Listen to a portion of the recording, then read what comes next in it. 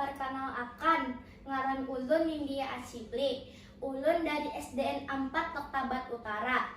Ulun wayahini hendak membawakan puisi berjudul Kenangan Kita, karya Reyhandi. Kenangan kita, semua itu terjadi di gedung Kutak Bangaran Sakulah.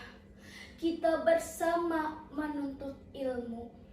Kenangan kita bersama tertawaan, kita bersama menangisan, kita bersama bermainan.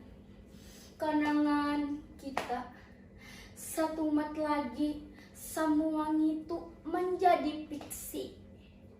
Semua itu, kenangan kita hilang sudah. Kisah kita tamat di ujung kertas. Kenangan kita, kawan, aku kada hendak berpisah. Aku hendak kita berganggam tangan. Aku hendak kita berkisah selawasan.